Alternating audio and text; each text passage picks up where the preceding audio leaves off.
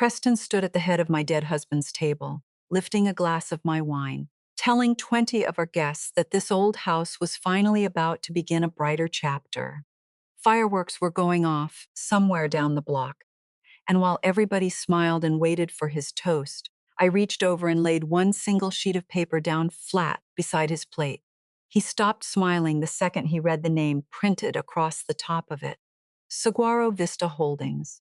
I looked my son-in-law dead in the eye, in front of God and his in-laws and my own grandchildren, and I said, real quiet, you forged a widow, Preston, and you did it in front of a notary who cannot even count the days on a calendar. My name is Rosalind Attaway. Everybody calls me Roz. I am 73 years old, and I read deeds for a living for 35 years. If you're listening from somewhere far away, drop your city in the comments.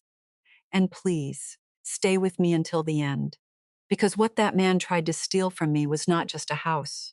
It was the last thing my husband ever built with his own two hands. And I am going to tell you every ugly piece of how they nearly got away with it. Let me back all the way up. Because you need to understand who I was before any of this started, or none of the rest will make sense to you. For 35 years, I sat in a little escrow office off Speedway Boulevard in Tucson, Arizona, and I closed real estate deals for a living. You want to know what that means in plain English. It means I was the person at the table on the day you bought your house. I read the deed. I checked the chain of title all the way back. I made sure the person selling you that home actually owned it, that there were no liens hiding in the weeds, no forgotten second wife, no county lien for an unpaid sewer bill from 1984. I watched thousands of families sign their names on the happiest day of their lives, and I watched a fair number of them sign on the worst day too, when the marriage fell apart or the money ran out and the house had to go.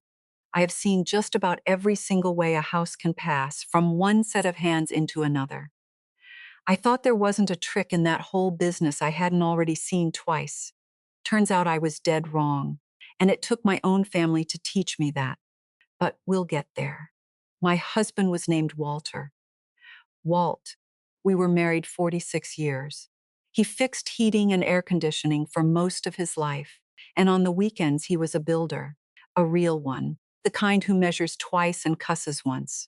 We bought our house back in 1981, a low-slung brick place on the east side of town with good bones and bad plumbing. And over the next 4 decades, that man rebuilt damn near every inch of it himself. He knocked out a wall and gave me a real kitchen. He framed in an extra bedroom when Bridget came along. He poured the slab for a ramada out back with his own hands, and we ate supper under it every summer night the heat would allow. And the day our daughter got married, he planted a saguaro cactus in the front yard, a little one, no taller than my knee, and he told me that thing would still be standing there long after the both of us were gone. That house was not an investment to us. It was Walt. Every door frame in it had his fingerprints on it somewhere. He died on a Tuesday in November of 2021, 74 years old. He was up on the roof of all places, chasing down a rattle in the AC unit, and his heart just quit on him up there in the sun. The paramedic said he was gone before he hit the shingles. 46 years, and I did not get to say one single word to him. One day he was hollering at me from the roof to hand up his socket wrench, and the next day I was picking out a casket. That is how fast it happens. Nobody tells you that part. I will not pretend I held it together, because I did not. The house that had been so full for so long went silent, and that silence had a weight to it, like something sitting on my chest at night. I kept setting 2 coffee cups out in the morning. For weeks I did that. I'd catch myself halfway through pouring the second cup before I remembered, and then I'd have to sit down at the table and get through it. My whole life had a Walt-shaped hole, punched right through the middle of it, and I did not have the first idea how to walk around it. Our daughter Bridget was our only child. We had wanted a house full, and it just never happened for us. So we poured everything we had into the one we got. She married a man named Preston Ashby about 20 years back. Preston was in the mortgage business up in Phoenix, and then somewhere along the way, he got into what he liked to call real estate investment. which, as far as I could ever tell, mostly meant buying tired houses, slapping cheap paint on them, and flipping them for whatever some sucker would pay. He always had a deal cooking. He always had a bigger deal coming right after it. He was one of those men who talks to you with his hand on your shoulder and looks over your head at the same time, already scanning the room for somebody more important. But he gave me two grandkids, Everett and Josie, and Lord, I loved those two more than my own breath, so I made my peace with their daddy a long time ago. It was about 2 months after we buried Walt that Bridget called me one night, and Preston was on the line too, and they had what Preston called a proposal. Mom, Bridget said, we've been worried sick about you rattling around in that big house all alone. What if you fell in the night? What if something happened and nobody knew for days? And I have to be honest with you. It landed. It landed right in the soft spot because I had been lying awake thinking those exact same thoughts. So when Preston came on and said his flipping business was doing so well he could work from anywhere now, and what if they packed up and moved down to Tucson and moved right in with me so I would never have to be alone again, so the kids could grow up knowing their grandmother? I did not hear a trap clicking shut. I heard a lifeline. God help me. I was grateful. We'll handle everything, Preston told me. The bills, the yard, the upkeep, all of it.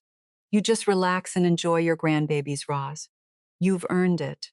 You don't lift a finger. There was only one little thing he kept circling back to on that phone call, and I want you to hold on to it, because at the time it went right past me. He kept saying he wanted to help me get all my paperwork organized. My accounts, the deed to the house, the estate stuff from Walt, all of it in one neat place so nothing would slip through the cracks in my time of grief. He said it's so gentle and so reasonable. Just let me take that burden off you, Mom. That is the exact word he used. Burden. I thought it was the kindest offer I had heard in months. I did not yet understand that a man like Preston does not offer to carry your burdens. He offers to find out where you keep them. They moved down from Phoenix in the middle of a hot week in February of 2022. And I swear to you, those first few weeks were sweet. I am not going to lie about that part, just to make myself feel better about what came after. Josie was 9 years old then, all knees and elbows and missing teeth, and she would drag a stool up to my counter and help me roll out biscuit dough, getting flour in her hair and down her shirt and everywhere but the pan. Everett was 13 and going quiet the way boys do at that age, but he would still sit with me in the evenings sometimes and let me tell him about his grandpa, about the time Walt built the Ramada and dropped the whole beam on his own foot and hollered loud enough to scare the coyotes. Everett would laugh at that one every single time. For a little while there, the house had voices in it again. Kids fighting over the remote, a screen door banging, bacon in the pan on a Sunday. The silence that had been sitting on my chest finally lifted. And I thought, well, all right, maybe this is the mercy on the other side of losing him. Maybe my family came home to put me back together. That is the thing about a trap that is built real slow and real careful by somebody patient. By the time the jaws start to close, you have already been living inside it for months, and you have gone and called it a blessing. The thing about being erased from your own life is that it does not happen all at once. If it happened all at once, you would fight it. Somebody comes in the front door and says, "Get out of your house," and you plant your feet and you scream and you call the law. No. The way it really happens is so slow and so reasonable that every single step feels like nothing, feels like being a good sport, feels like family just working things out. It is only when you finally turn around and look behind you that you see the whole staircase you walked down, and you realize you are standing in the basement wondering how in the hell you got there. It started with the bedroom, the way it always seems to. We had been living together about 3 weeks, and everything was still sweet. When Bridget caught me one morning in the kitchen and did that thing where she touched my arm real soft before she asked for something. I already knew from 46 years of raising her that the arm touch meant she wanted something she figured I might say no to. "Mom," she said, "I hate to even bring this up, But Preston's back has been so bad since the move. All that lifting, and your bed, the one in the master, it's got that adjustable base Daddy got you. The doctor actually said Preston needs to sleep at an incline. Would it be the end of the world if we took the master? Just for a while, till his back settles. Just for a while. You are going to hear that phrase a lot in this story, because it was the grease on every single thing they slid past me. The master bedroom was the room Walt built the addition onto. It looked out over the backyard, over the Ramada and the saguaro, over 40 years of our life together. The guest room they moved me into was half the size, and it faced the street. So I fell asleep to headlights sweeping across the ceiling and woke up to the garbage truck. But Preston's back. What kind of a mother says no over a man's bad back? So I said, of course, honey, and I moved my nightgown and my pill bottles and Walt's photo from the nightstand into a room that felt like a motel, and I told myself it was temporary. It was not temporary. Nothing in this story was ever temporary except me. Next, it was the front room. About a month in, I came home from the pharmacy and Walt's recliner was gone. That leather chair, the one he saved up 2 months of overtime to buy back in the 90s, the one that still smelled like him if you pressed your face into the headrest, which I am not too proud to tell you I did more than once after he passed. Gone. In its place was some big ugly sectional the color of wet cement. Where's Walt's chair? I said. Oh, Preston goes, real breezy, not even looking up from his phone. That old thing was falling apart, Roz. Springs were shot. We hauled it to the donation place. Figured you'd want the room to actually be usable now that there's a family living here. It was not falling apart. I had sat in it every single morning with my coffee for a year and a half, feeling close to my husband. And there was not one damn thing wrong with those springs. But Preston had already decided, and the deciding was always done before I ever found out about it. It became the pattern of the whole thing. I did not get consulted. I got informed, after with a shrug, like the weather. His tool shop went next, and that one I want you to sit with, because that shop was sacred to me. Out past the Ramada, Walt had a workshop he built cinder block by cinder block, and inside it was every tool that man ever owned, hung up on a pegboard with the outline of each one traced in black marker so he'd know exactly where it went back. There was a coffee can of screws, sorted by size. There were his work gloves, still holding the shape of his hands. There was an old cassette recorder on the shelf where he used to talk to himself while he worked out a problem, and there was still a tape in it, and on that tape was his voice. I had not been able to make myself play it. Just knowing it was out there was enough. Preston cleaned it out in a weekend while I was at the eye doctor.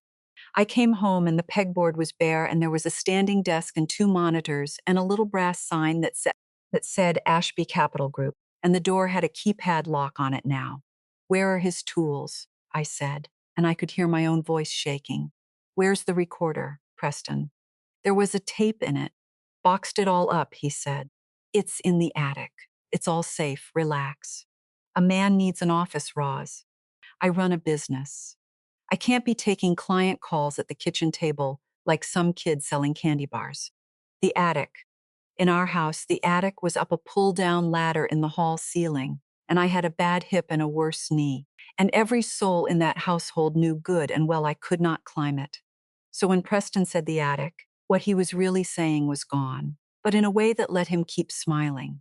Walt's voice, 46 years of it, folded up in a cardboard box 6 feet over my head where I could not reach it. Might as well have thrown it in the ocean. His truck was the last big thing. Walt had an old Ford he had rebuilt from the frame up, and I did not drive it, but I could not part with it. And it sat in the driveway like a headstone I could see from the window. One morning it was just not there. Sold it, Preston told me at supper. Buttering a roll. Guy from my flooring crew gave me 1,200 cash for it. Thing was just not sitting. Raws. No sense being sentimental over a hunk of metal. $1,200. Walt put 4,002 years of his weekends into that truck, and I never saw a dime of the 1,200 either. But by then I was learning not to ask about money, because asking about money was how you started a fight you were going to lose anyhow. And here is the part that still makes me sick to my stomach, because this is the part where I want to reach back through time and shake myself. I let them cut me off from my own people, and I did it one polite little surrender at a time. I had volunteered at the public library down the road for going on 23 years, one shift a week, shelving and running the used book sale. It was mine. It was the one place I was still just Roz and not somebody's grieving mother. Well, wouldn't you know it, Preston started worrying out loud about my driving. Real casual at first. Roz, you sure you should be on the road, with your eyes the way they are? That intersection by the library is a nightmare. I'd hate for something to happen. And then Bridget would chime in. Mom, maybe just till after your surgery. And then there was always some reason they needed the second car that exact afternoon. Little by little, my library shift just sort of evaporated. And one day I realized I had not been in 4 months, and nobody there had my new number because Preston had switched all our phone stuff over to some family plan he managed. Same thing happened with Maureen Espy, my best friend going back 30 years. Maureen and I had coffee every Thursday at the same diner since before either of us had gray hair. Preston once told me I could not go. That is not how it works. He just made it inconvenient, made it a whole production, made me feel like a burden for needing a ride, until it was easier to just tell Maureen not this week. And then not this week turned into a season. And Maureen finally left a message with Bridget that said she missed me and hoped I was okay. And I never even got that message until much, much later. Bridget just never passed it on. You want to know how you steal an old woman's whole life out from under her. You do not do it with a gun. You do it with 100 small kindnesses that are not kindnesses at all, until she is sitting alone in the smallest room in her own house, and she cannot remember the last time she talked to somebody who was not related to her by a marriage she was starting to regret. But all of that, the bedroom and the chair and the truck and the friends, all of that was just the softening up. Because the real thing, the thing this entire story turns on, happened in the spring of that first year, and I did not even know it was happening while it happened. That is the cruelest part. I was right there in the room. I held the pen. My eyes had been going for a while. Cataracts, both of them, thick as wax paper, and by that spring the doctor said it was time. We could not put it off any longer. They do one eye at a time, and in between, and for a good stretch after each one, your vision is just wrecked. Everything is a smear. Bright light feels like an ice pick. They had me in dark glasses, and there were drops 4 times a day, and for the worst of it, my eyes were patched. And on top of all that, they had me on a painkiller that turned my head to cotton. For the better part of a month, I could not read a cereal box, let alone fine print. I was as good as blind, and I was doped up, and I was living in a house run by a man who had spent that whole first year figuring out exactly where I kept my burdens. He came to me maybe 4 days after the first surgery. I was in the recliner, the ugly cement one, with a patch over one eye and my head swimming. And Preston sat down next to me with a whole stack of papers and the nicest voice you ever heard. Roz, he said, I hate to bug you when you're recovering. I really do. But I finally got all your paperwork sorted out. All that estate mess from Walt that's been hanging over you. There's some stuff here we've got to file to get you the widow's tax exemption, save you a good chunk every year. And there's the homestead paperwork. Protects the house from creditors. You always want that. And a couple things just cleaning up Walt's name off the old accounts. I already went through all of it. It's all standard. I do this every single day for a living. You just sign where I flagged it, and I'll drive it all down to the county myself, and you never have to think about it again. And listen to me. I spent 35 years telling people, telling them to their faces, do not ever sign a document you have not read. That was practically my religion. I said it to first-time buyers, and I said it to grown men in suits. Read the paper. Read every line of the paper. And there I sat, half blind and full of pills. And my own son-in-law flipped to a little colored tab and held out a pen and said, "Sign here." Mom and I could not have read that page if my life depended on it, which as it turns out, it very nearly did. So I trusted him. He was my daughter's husband. He was family. He did this every day. And I signed. I signed wherever his finger landed. 6, 7, 8 times. I do not even know how many. One page after another. My signature going down soft and blind on documents I never laid eyes on. He kept the little tabs coming and I kept signing. And the whole time he was talking, warm and easy, about how much money this was going to save me, what a relief it was going to be, how proud Walt would be that somebody was finally taking care of his girl. There was a fella in the room too. I remember that much. Preston said he was a notary, said his name was Dale, Dale Ruttenberg, said he had to be there to make it all official for the county. Nice enough sounding man, soft handshake, stood off by the window mostly. He stamped things. I heard the little click of it, that notary stamp 4 or 5 times. At the time it made me feel better, if you can believe that. A notary, official, somebody to make sure it was all done right and proper. Here is what I did not understand. Blind in that chair, that I would understand cold and clear 2 years later. Somewhere in that stack was a durable power of attorney, a document that made Preston Ashby my legal agent, gave him the right to act in my name, to sign for me, to handle my affairs like they were his own. I never read it. I never knew I signed it. And somewhere else in that same stack, or maybe pulled from it afterward, was a nice clean sample of my signature, signed over and over that afternoon, easy to trace, easy to study, easy to learn. He did not just get me to hand over control that day. He got a copy of my own name in my own hand, and he got a notary in the room who was willing to look the other way. And he got the sure knowledge that this old woman would sign whatever he put in front of her and thank him for it. Everything that came after, every rotten thing, was built out of that one soft spring afternoon while I sat there with a patch over my eye, feeling grateful. I even said thank you. I remember that. I reached over and I patted his hand and I said, "Thank you. Preston, I don't know what I'd do without you." And that man looked me dead in my one good eye, and he smiled, and he said, "That's what family's for." That night I slept better than I had in weeks. I thought a weight had come off me. I thought somebody had finally taken care of it, whatever it was. I had this vague, warm feeling that my affairs were in order, that I was safe, that I was handled. I was handled all right. God, was I handled. It would be 2 more years before I found out just how bad, before a single piece of county mail slipped through the net and landed in my hands. And I finally put my glasses on my healed eyes and read a name that was not mine sitting where my name was supposed to be. But that spring, in that chair, patched and doped and grateful, I did not hear one thing wrong. I did not hear the trap at all. That is how they get you.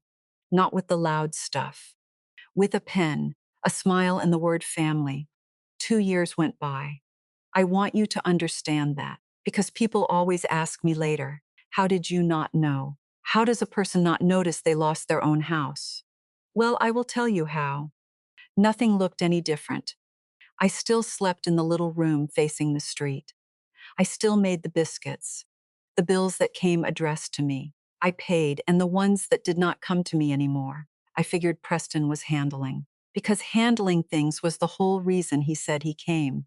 Life just ground along in that gray, worn down way it does when you have quit expecting much. I had stopped fighting over the furniture. I had stopped asking about the truck money.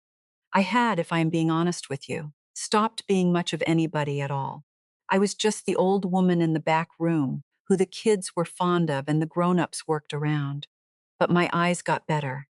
That is the thing nobody planned on. That second surgery took, and after the healing was done, for the first time in years I could see. I mean really see. Sharp the way I had not seen since my 50s. I got my new glasses in the summer of 2024, and I remember standing in the yard looking at Walt's saguaro, taller than me now, and seeing every ridge and needle on it clear as a photograph, And something in me kind of woke back up. I did not have a word for it then. Now I would call it attention. I started paying attention again.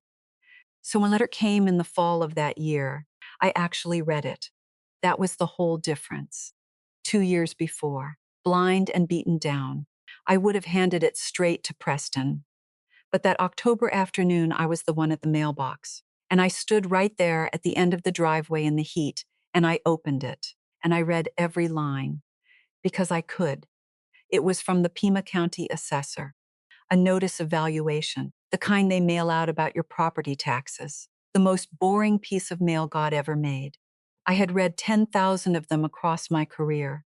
My eyes went down the page on pure habit, the way yours would go down a grocery receipt. And then they snagged on something, and everything in my body went cold and still.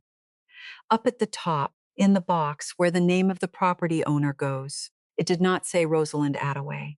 It said Saguaro Vista Holdings, LLC. I read it again. I read it maybe 5 times, standing out there in the sun. And I want to explain to you what those 3 words did to me. Because to you, they might just look like some company name, but to a woman who spent 35 years reading title, those 3 words were a scream.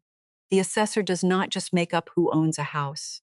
The assessor gets that name from the recorded deed, from the county. If the owner of record on my house was some limited liability company I had never heard of in my life, that meant one thing and one thing only. Somewhere, somehow a deed had been recorded that moved my house, Walt's house, out of my name and into the name of that company. On paper, in the eyes of the law and the county and the whole wide world, I did not own my home anymore. I did not cry.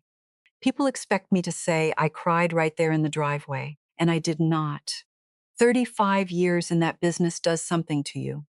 When a fire starts, you do not stand there feeling your feelings. You go find out what is burning.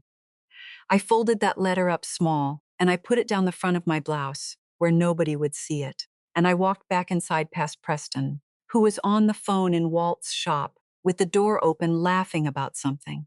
And I said not one word. I made supper. I read Josie a chapter of her book. And the whole time, behind my face, I was already working the problem, the way I had worked 1,000 of them, cold and slow and careful. The next morning, I told them I had a doctor's appointment, which was a lie, the first real lie I had told in that house, and it would not be the last. I got Bridget to drop me at a medical plaza, and I told her I would call for a ride. And the minute her car was out of the lot, I walked 2 blocks over, and I called a cab, an actual cab, and I had it take me downtown to the Pima County Recorder's office. I had been in that building 100 times in my working life. Walking back in as a scared old woman instead of a title officer was a strange feeling, but my feet knew the way, and my hands knew what to do. You can pull the records on any property in the county. It is public. Anybody can do it. Most folks just never have a reason to. I had a reason. I sat down at one of those public terminals, and I pulled the chain of title on my own address, and I started reading backward through the history of my own house. There it was, recorded a little over a year back, a quitclaim deed. Now let me tell you what a quitclaim deed is, in plain talk, because it matters. A regular sale deed. The seller makes you promises, guarantees the title is clean. A quitclaim makes no promises at all. It just says whatever interest I have in this property, I hand it over to you. Take it or leave it. It is the fastest, quietest, cheapest way in the world to move a house from one name to another. And because it is so quick and quiet, it is also the tool that damn near every deed thief in this country reaches for. I had seen quitclaims used to steal from dead people, from folks overseas, from old widows who did not know any better. And now I was looking at one used to steal from me. The deed said that Rosalind Attaway, a widow, hereby quitclaims all her interest in the property to Saguaro Vista Holdings, LLC, for the sum of $10 and other good and valuable consideration. $10. That is a real thing people put on these, a legal fiction. But seeing it there, seeing my whole life with Walt handed off for a fake $10, I had to put my hand flat on that desk to keep steady. And then I scrolled down to the signature and the notary block at the bottom, And that is where the floor fell out from under me. The signature, said Rosalind Attaway. It was my name. It was even. I will give the son of a bitch this. A pretty fair copy of my hand. The loops on the R. The way I run the two T's together in Attaway. Somebody had studied my signature real good. Somebody had had a nice clean sample to work from. But I knew, the way you know your own child's face in a crowd, I knew I never signed that deed. I never in my life saw that deed until that moment in the recorder's office. My hand did not make those marks. But that is not what broke it wide open. Because a forged signature, that is my word against theirs. An old lady saying that is not my writing. No. What broke it wide open was the date. Down in the notary block, where Dale Ruttenberg had signed and stamped that he had personally witnessed Rosalind Attaway appear before him and sign this document of her own free will. There was a date, and I looked at that date, and I felt something go through me that was almost like joy, which is a sick thing to say. But it is the truth, because in that one date I had them. I had them cold. The date Dale Ruttenberg swore I stood in front of him and signed my house away was the date of my second cataract surgery. I knew that date the way you know your own birthday. I had been on an operating table that morning with a surgeon's hands in my eye. I had a hospital wristband from that day. I had a discharge sheet. I had an anesthesia record with the times printed right on it. I could not have appeared before any notary that afternoon because I was flat on my back in a recovery bay with a metal shield taped over my face and a nurse feeding me apple juice through a straw. There was no version of the world where I signed that deed in front of that man on that day, and there was a whole hospital full of records to prove it. Dale Ruttenberg had stamped his notary seal on a lie. He had certified that a woman appeared before him who was, at that very hour, unconscious on a surgical table across town. And Preston, my daughter's husband, the man who sat by my recliner with a stack of papers and a warm voice, the man who told me to just sign where I flagged it. Mom, that man had taken the clean signature I gave him blind and grateful, and he had used it to forge a deed and steal the roof over my head. The power of attorney, I would come to understand, was his belt and suspenders, his backup in case anybody ever asked how he had authority over my affairs. But the deed itself, the actual theft, that was a straight-up forgery, notarized on a day I could prove to God and a judge that I was under anesthesia. I printed a copy of that deed right there. 25 cents a page. I remember digging the quarters out of my coin purse with hands that would not quite hold still. And the young man behind the counter asked me, was I all right, ma'am? And I said, honey, I am better than I have been in 2 years.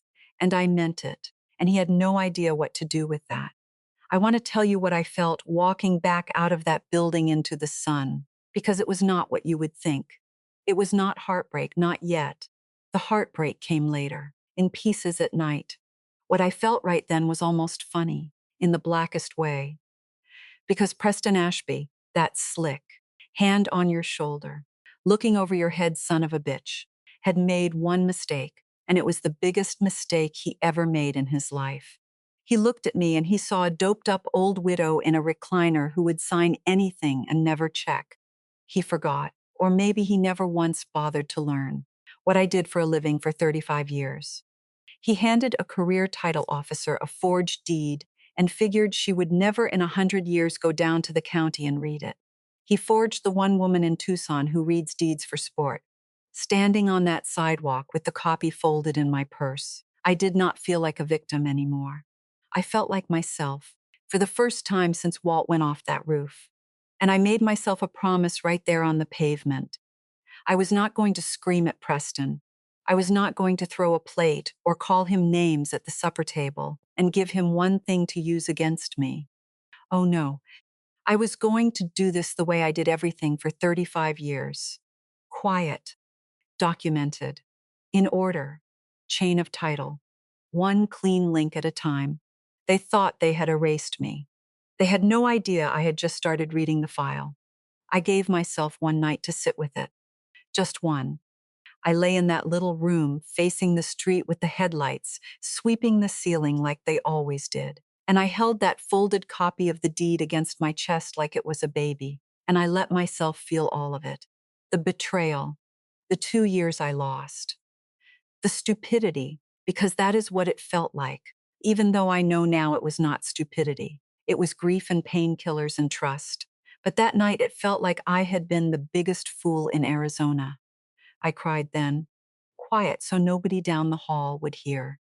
I cried for Walt, mostly, because that house was the last of him and these people had signed it away for a fake $10. And he was not here to stand in the doorway and run them off like he would have. And then somewhere around 3 in the morning, I ran out of tears. And what was left underneath them was cold and hard and clear. And I got up and I washed my face and I got to work. Because one forged deed with a bad date, that was enough to make a stink. But I did not want to make a stink. I had spent a career watching people make a stink and lose anyway, because they went off half-cocked with half the story. I wanted the whole thing. I wanted it built so tight that when it finally came down on Preston Ashby, there would be no crack for him to wiggle out of. And to build it that tight, I needed help from somebody still on the inside of the business, somebody who could pull the records a retired old lady could not. So I called Dot Prentice. Dot and I came up together in that escrow office off Speedway back in the 80s. Two young women in a business run by men who called us the girls right up until they needed us to fix their mistakes. Dot never retired like I did. She was still working, part-time, at a title company across town, still had her logins, still knew every clerk and recorder and county mouse in Pima and half of the counties around it. I called her from the grocery store parking lot on one of my fake appointments, and I did not even get all the way through it before Dot said, "Roz, you tell me where and you tell me when, and I am there." 30 years that woman had my back. A friend like that is worth more than any house. We met at a coffee shop way out on the west side where nobody I knew would ever wander in. I slid the deed across the table, and Dot put her readers on and went dead silent. And I watched her face do the exact same thing mine had done at the recorder's office. She got to the notary block and the date, and she looked up at me over the top of those glasses. "That's your surgery date," she said. It was not a question. Dot had driven me to that surgery. She knew. "That's my surgery date," I said.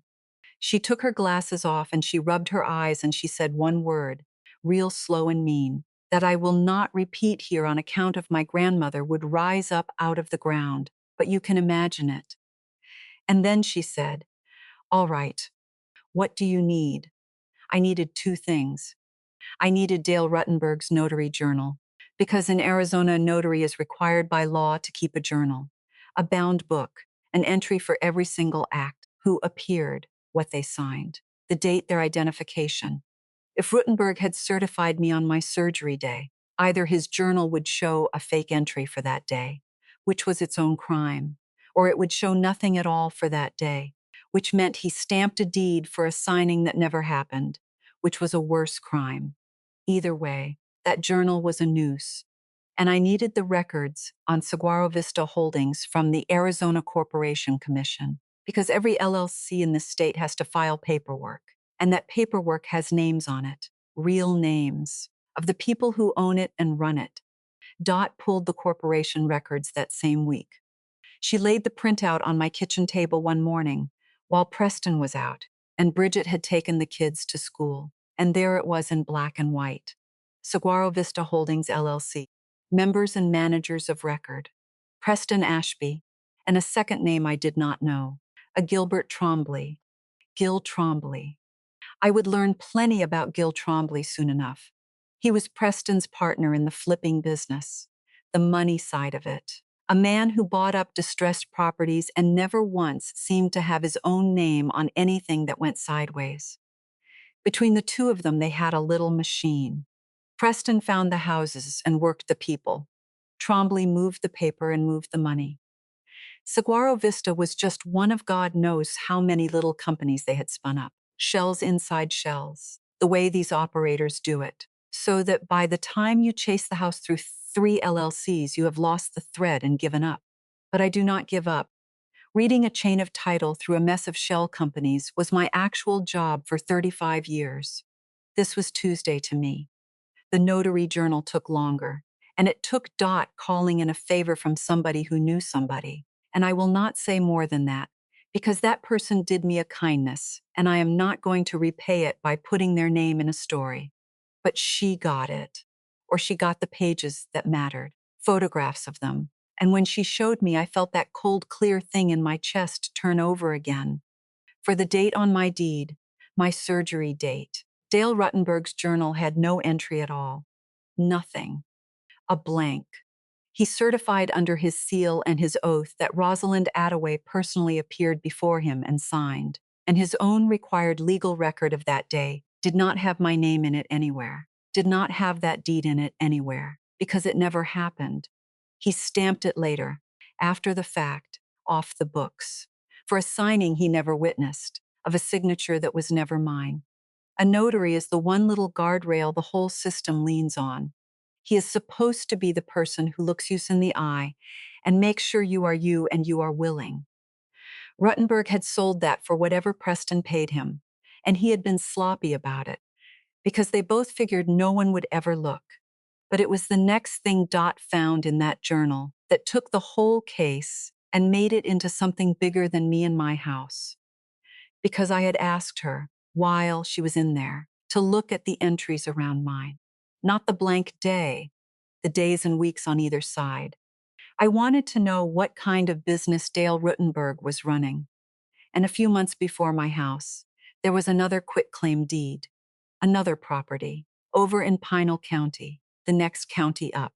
Another grantor handing their home to another cute little desert-themed LLC for another fake $10.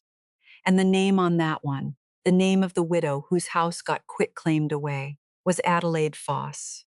I sat there and I looked at that name and I understood, all at once, that I was not special, that this was not some crime of desperation. Preston committed one bad spring because the money got tight. This was a pattern. This was what they did. I was not a victim. I was a repeat customer of a business, and the business was stealing houses out from under old women who had nobody left to check the paperwork. It took me 2 weeks and another favor from Dot to find Adelaide Foss, and when I did, it about broke my heart in half. She was 78 years old. She had lost her house, a little place up in Casa Grande she and her husband bought in 1971. The same story as mine near enough that I could have finished her sentences. She had signed some papers for a nice man who promised to help her lower her taxes after her husband passed.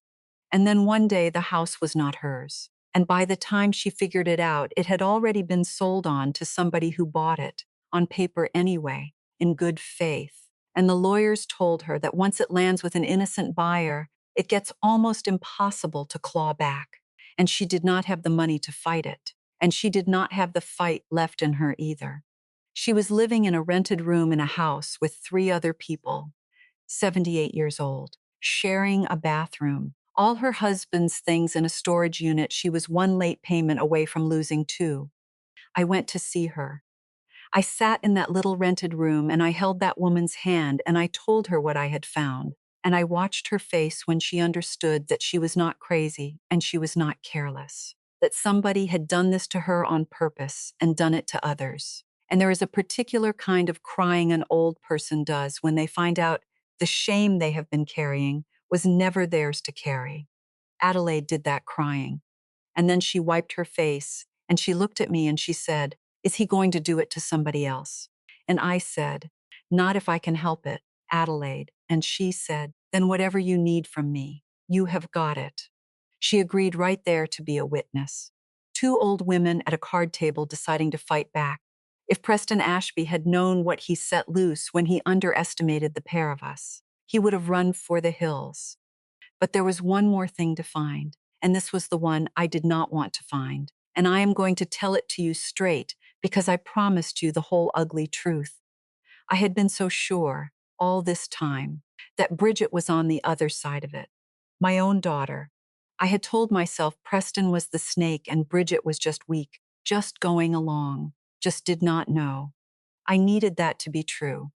And when Dot and I started pulling the paper on Preston and Trombley's other deals, on their own house up in Phoenix, I found out the truth, and it was worse and it was better all at the same time. Bridget was on some of the paper. Her signature was on loan documents, on a second mortgage against their own home in Phoenix, on guarantees for money Preston borrowed and lost in flips that went bad. My daughter was legally tangled up in the wreck of her husband's business right up to her neck. But when I really looked, when I read it the way I read everything, I could see it was the same trick he pulled on me. Sign here. Honey, it is just refinancing. It will save us money. Do not worry about it. He had been doing to his own wife the exact thing he did to me and to Adelaide Foss. He had buried Bridget in debt she did not understand, using the same warm voice and the same flag tabs, and she had signed, because she trusted the hand that held the pen. God help her, just like her mother did. My daughter was not the mastermind. My daughter was another woman in this man's collection of signatures. She was drowning in his mess and did not even know how deep the water was. And part of why they needed my house, I understood now, was because their own house was already sinking under Preston's debts. That did not make her innocent. She let them take my bedroom. She passed my furniture out the door. She never gave me Maureen's messages. She stood there for 2 years and watched her husband erase her own mother. And she chose him, over and over, in 100 small ways, and I will carry that to my grave. But it meant that when the reckoning came, and it was coming, it was not going to land clean on the guilty and spare the innocent. It was going to come down on my daughter, too, and on Everett and on Josie, and there was not one thing I could do to aim it away from them. To save myself, to save Adelaide, to stop him from doing it again to some other widow down the line. I was going to have to pull the whole house down, and my grandbabies were standing inside it. I sat at my kitchen table that night with all of it spread out in front of me. The deed, the blank journal page, the corporation records, Adelaide's story, my daughter's signature on a stack of ruin, everything I needed to destroy Preston Ashby, and every bit of it sharp enough to cut the people I loved on its way to him. And I want to tell you I did not hesitate, but I would be lying, and I told you I would not lie to you. I sat there half the night with my hand over my mouth, an old woman deciding whether to blow up what was left of her own family to get justice, knowing there was no version where the children came through it clean. In the end, it was Adelaide's face that decided me. And Walt Saguaro out that window, taller than me now, still standing, just like he swore it would be, long after he was gone. I picked up the phone and I called a lawyer. The lawyer I called was a woman named Gwen Ostrander, and I picked her on purpose, the way I picked Dot on purpose, because I had done my homework. She was elder law. That is a real specialty. Lawyers who spend their whole careers on exactly this, on old people and the wolves that circle them, on guardianship and financial abuse, and the 1,000 ways families eat their own. I had watched her name come up over the years. I called her office and I told the young woman who answered that I had a forged deed, a notary who stamped a signing that never happened, and a hospital record proving I was under anesthesia the day I supposedly signed my house away. And there was a silence on the line, and then the young woman said, "Can you come in tomorrow at 9?" Gwen Ostrander turned out to be about 60, silver hair cut short, reading glasses on a chain, and a way of listening that made me feel, for the first time in 2 years, like somebody with sense was finally in the room. I laid it all out on her desk. The deed, the blank journal page, the corporation records tying it to Preston and Trombley, Adelaide Foss, my hospital wristband, which I had dug out of the drawer where I keep such things, along with the discharge papers and the anesthesia record, with the times printed right on them. She went through every piece slow and careful, and she did not say much. And when she got to the end, she took her glasses off and she said, "Mrs. Attaway, in 30 years I have rarely seen a case this clean." And then she said the thing that turned my blood to ice water. She said, "But we need to move. And we need to move now. Because a house that has been quietly stolen is almost always a house that is about to be quietly sold." I did not understand right then how right she was. I found out 3 days later. Dot called me. She had kept an eye on the recorder's office, watching my property like a hawk watches a field. And she called me and her voice was tight. "Roz," she said, "there is a new listing, and there is activity on the file. Somebody has opened an escrow on your house. Preston was selling it. Of course he was. That was always the plan. That was the whole point. You do not steal a house to hang on to it. You steal a house to cash it out. He had moved my home into Saguaro Vista, let it sit a couple years so it would not look fresh. And now he was selling it out of the LLC to a buyer. And not just any buyer. Gwen ran it down, and it was a company connected to Gil Trombley, another one of their little shells, dressed up to look like an arm's-length purchaser, somebody who could later stand up in court and claim to be an innocent buyer who paid good money and knew nothing about any forgery. That is the move. That is exactly what happened to Adelaide Foss. Once the house passes to a so-called good faith buyer, the law gets real protective of that buyer, and clawing the property back becomes damn near impossible even when everybody knows it was stolen. They were trying to launder my house the same way they laundered hers, and the closing was a few weeks out. That is when the clock started, and I felt it in my chest like a second heartbeat. Gwen did not waste a day. And here is where I want you to pay attention, because this is the part where being an old woman who knew the paper stopped being sad and started being a weapon. We did three things, quiet all at once, before Press knew a single thing was coming.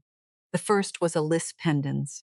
Now that is a Latin term, and it sounds fancy, but all it means is a notice, recorded right there at the county against the property, that says this house is the subject of a lawsuit. Buyer beware.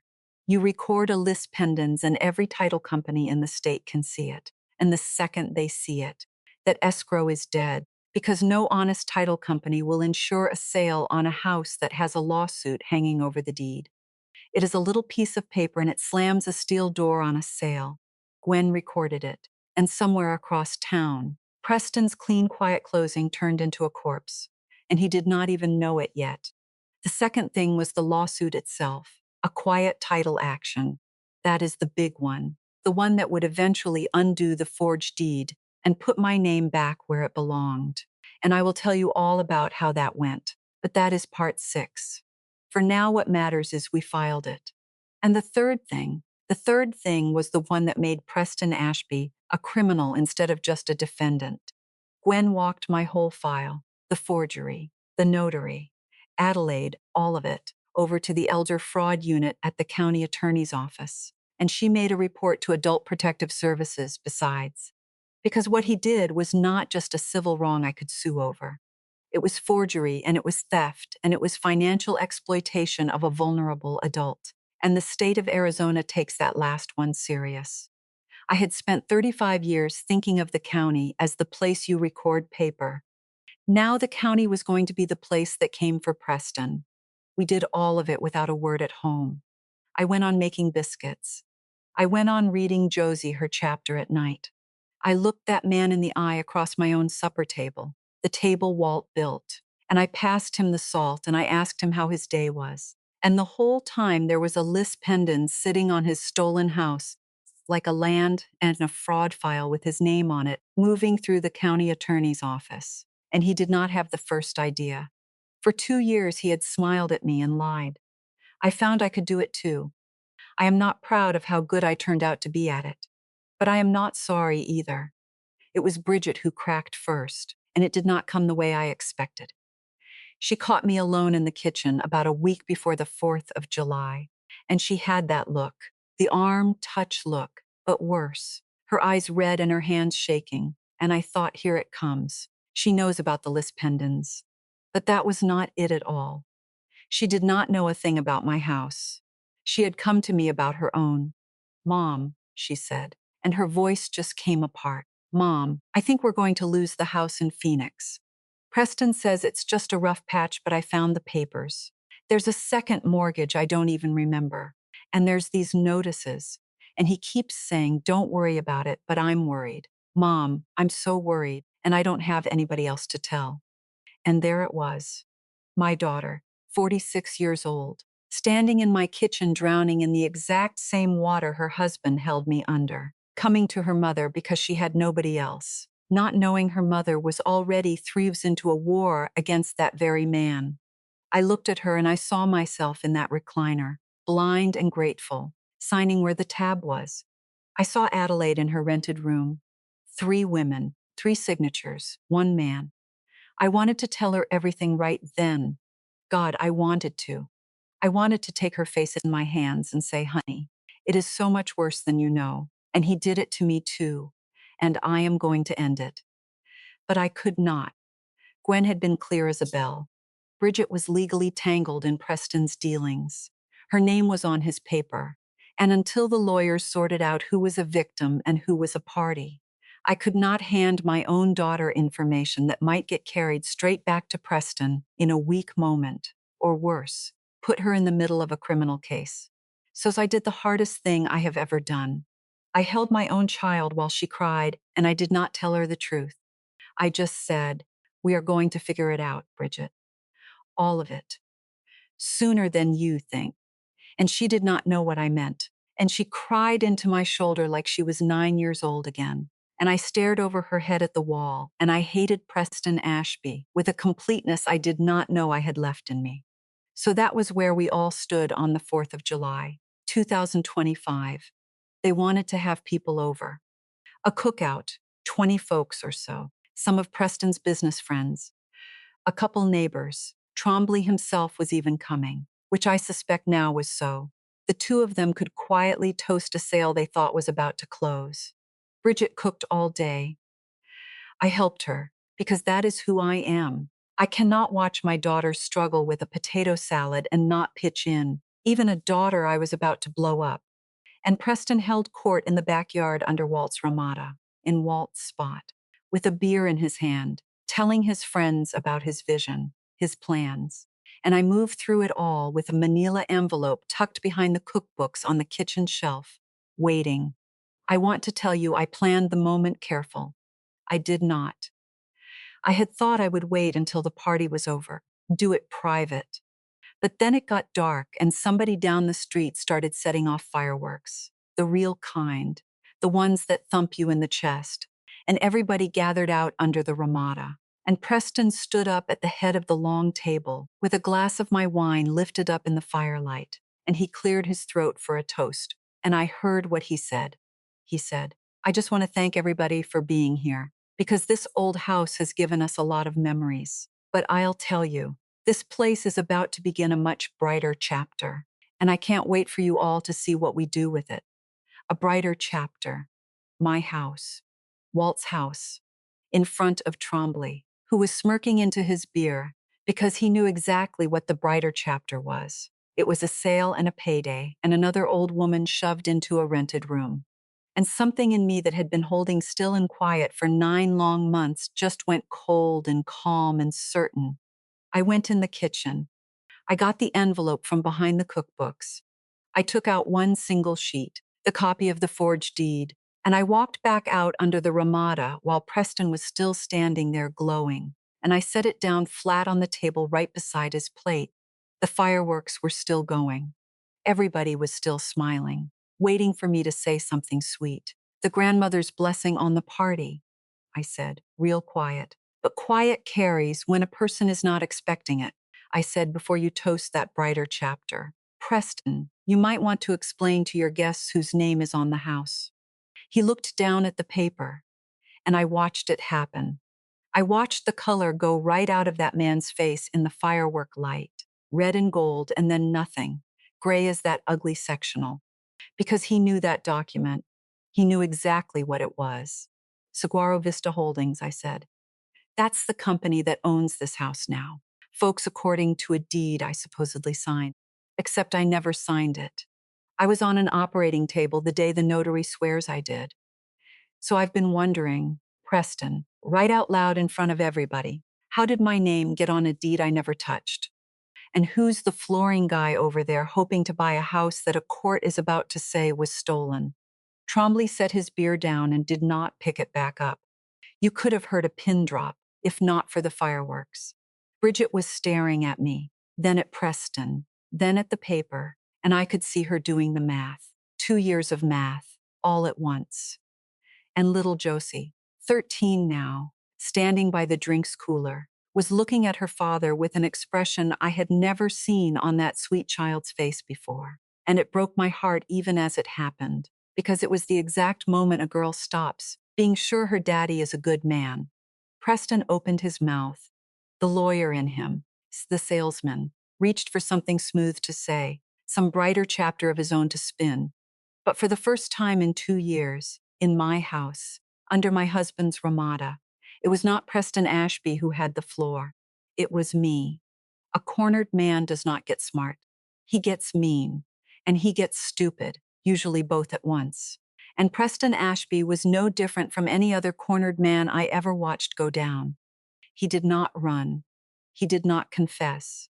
What he did, about 3 weeks after that 4th of July, was file papers of his own. And you are going to appreciate the gall of this, because it is the single most brazen thing I have ever seen a guilty man do.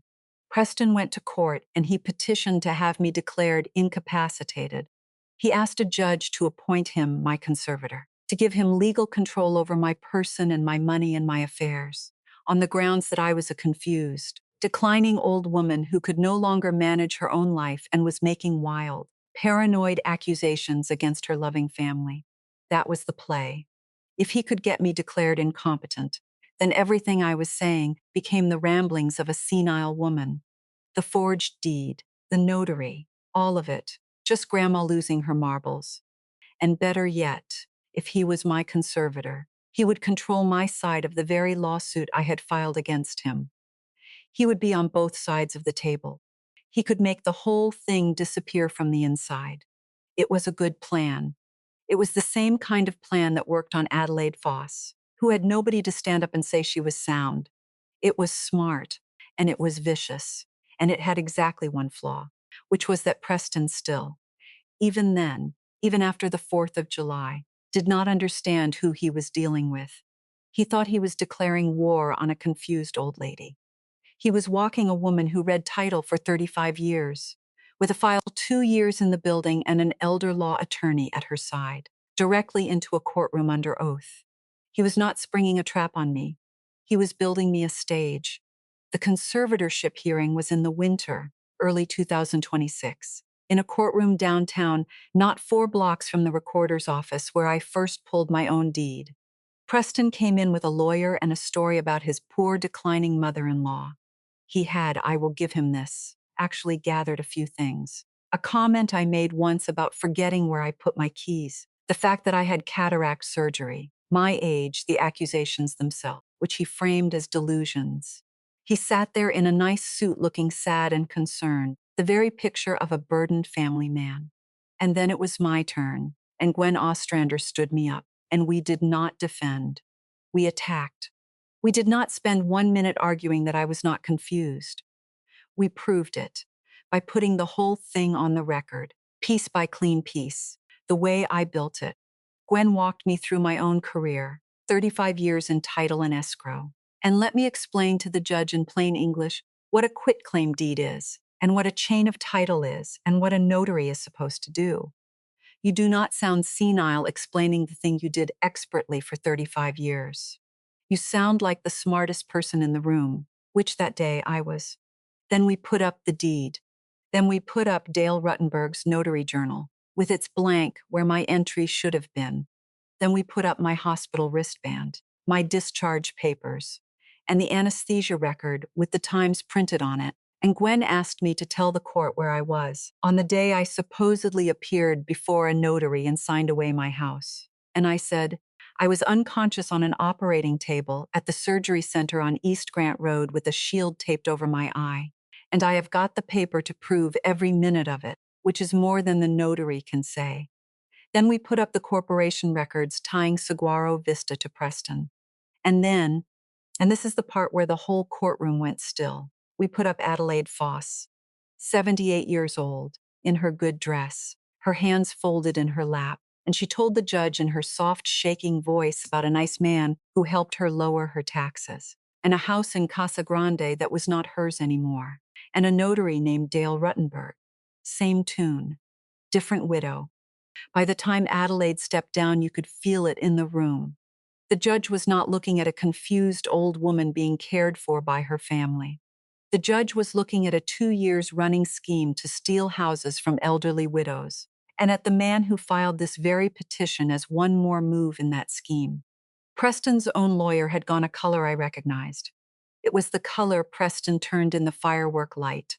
The judge denied the conservatorship flat, denied it from the bench, did not even take it under advisement. And then she did something extra, something I did not expect. She put on the record that the petition appeared to have been brought in bad faith for an improper purpose. And she said the words financial exploitation out loud in open court. And she said she was referring the whole matter to the county attorney, who, unbeknownst to Preston, already had a file on him thick as a phone book. He came to court to prove I was not competent to run my own life. He walked out having handed the state the last brick they needed to build a criminal case against him. I have thought about that 100 times since, and every time it tastes just as sweet. The trap he set for me is the one that finally closed on him. The quiet title case took longer, the way the real thing always does. Months. But there was never any real doubt after that hearing, and in the spring the judgment came down. The forged deed was set aside, void wiped off the record like it never was. The court restored title to Rosalind Attaway, sole owner, the way it had been since Walt and I signed for that house in 1981. The Lispendens had held the line the whole time. There was no innocent buyer, because I had slammed that door shut before it ever opened.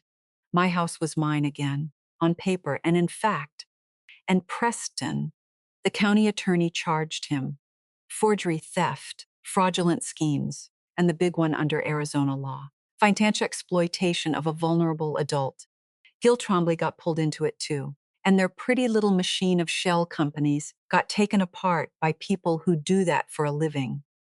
Dale Rutenberg lost his notary commission and got charged himself, because it turns out that little stamp is not a toy, and stamping a signing that never happened is a crime the state does not laugh off.